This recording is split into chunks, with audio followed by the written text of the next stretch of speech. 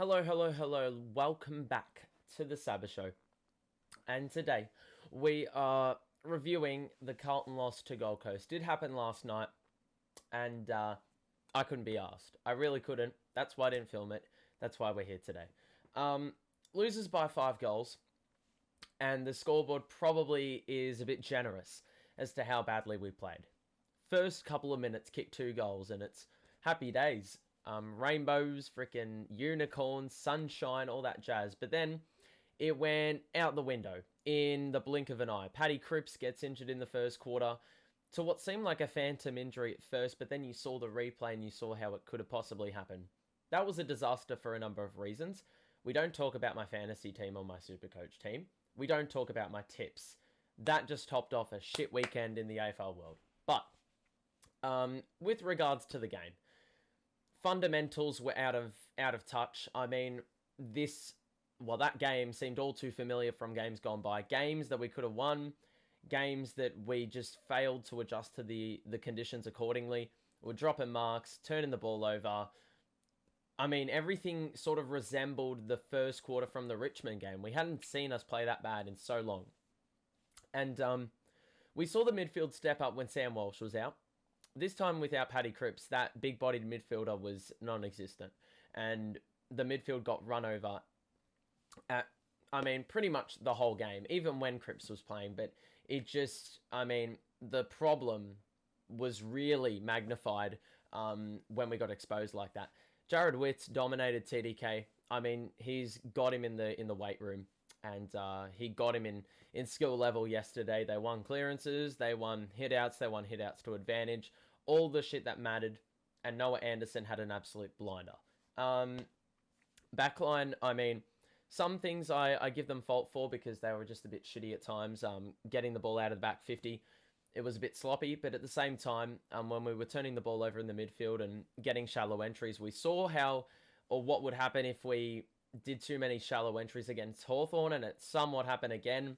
Way too easy, direct, quick, fast football going into the Gold Coast Suns forward line, and the back line was out of position a lot of the time. So how we lost that game was pretty baffling. I mean, we could have been much more accurate in the second half, and the scoreline would have flattered us even more. But overall, disappointing, and this is why I say don't be complacent as a Carlton supporter. Don't say we're winning 4-0, because then this shit happens. It was a weekend of upsets, but let's face it, it was going to happen at some point. I'm just really scared that we're going to give Port their first win next week, even when we've got a home game. The magnitude of Cripps' injury, I don't know what that is at the moment either. I'm hoping it's either a 1 weeker or it was precautionary to sit him out. If it's him sitting out, then I don't know if you put like a treatment plan going into next week, or like a plan to somewhat, getting rid of any opportunity for Cripps to get injured, which is pretty hard if you're playing a game of football, so good luck. But yeah, we look at positives. There weren't too many of them. George Hewitt was probably the best midfielder, if you could even pick one. Forward line, inaccurate goal kicking. Harry and Charlie kicked 3 goals, 5 between them.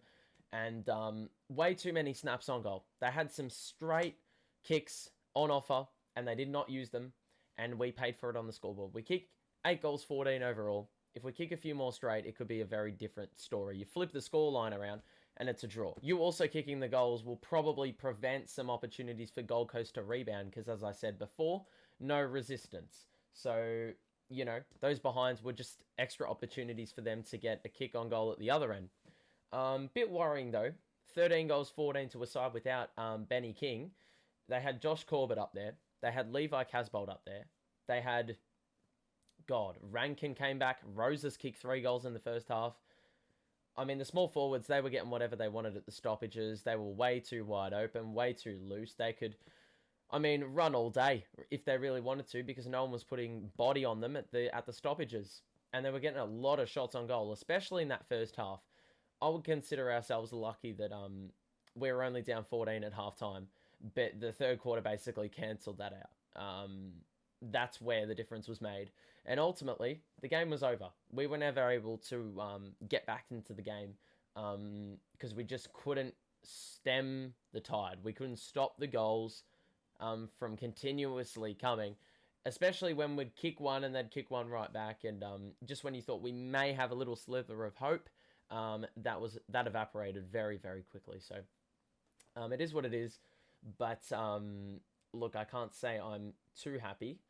I was much worse last night, but this morning I can live with it. As I said in the stream, you got to take the loss, cop it on the chin, and just move on to next week. We got Port Adelaide next week, who apparently there's a sneaky hope that or sneaky chance, should I say, that Alia could come back, which would be a huge boost to their backline. They've been one of the most vulnerable teams all season long in terms of giving away points. So that would make a lot of sense too, given their outs. But for him to be back against us, that just really opens up the opportunity for us to lose another one. And I really don't want it to happen, but I can see the possibility of it happening. That's also entirely dependent on whether Cripps is healthy. I also have faith in the midfielders to bounce back. We don't have mediocre midfielders anymore. Sammy Walsh needs to be the guy to step up. Adam Chera yesterday was quiet. Walsh didn't have an influence. He hasn't really had an influence on a game all year long. If we think about some other guys who weren't involved, Matty Kennedy had 7 touches to 3/4 time. I mean, what's that going to do? He's the quote-unquote replacement for Cripps in terms of being a big-bodied midfielder, and he got 7 touches in 3/4, and in the last quarter had 2 absolutely unforgivable clangers, which I won't forgive him for. Mind you, was already when the game was all said and done, but in saying that, mate, you can't be making those errors. And you would have thought that we would have acclimatized to it, given we were over there throughout the week. But unfortunately, that never came to fruition. You look at Mark Pitnet as well. That loss was absolutely drastic because then TDK had to play full-time minutes in the ruck. When he went to the bench, JSOS had to go on wits. That would take him away from the forward line, which he's a good third option in the forward line, and unfortunately he wasn't there. The substitution choice was really puzzling. I don't know why we didn't play Paddy Dow or Boyd, we played Boyd in the end, but I don't mind Paddy Dow playing as the 23rd man. So I don't really understand why we haven't given him a shot. He's had some good form in the VFL. I think he kicked 2 goals and 30 touches, or had 30 touches last week. So I don't know what more he needs to do to get a game in the seniors, but maybe his opportunity will come calling if Paddy Cripps is out for longer than maybe a 1 weeker. So we'll see how we go. This loss, as I said, disappointing, but you got to move on from it. Typical Carlton stuff, though, to have an opportunity to win a pretty easy game on paper. Well, not an easy game on paper, but a game on paper that you probably should be taking the 4 points from every single time, every single day of the week, especially given our start. But, it's just a crashing back down to earth reality check moment for this team. And I actually think we needed it, because I think we would get too carried away if we won 5 or 6 and then could have easily lost 3 or 4 in a row, and it would have cancelled out all the good work. So I think this loss is needed. I think we'll bounce back next week. Hopefully, we'll see how we go.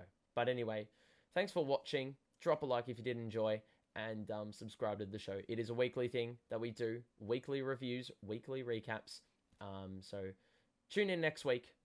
Subscribe to the show so you can stay notified when it all goes live. But thanks for watching. Have a great rest of your day, and I will see you in the next one.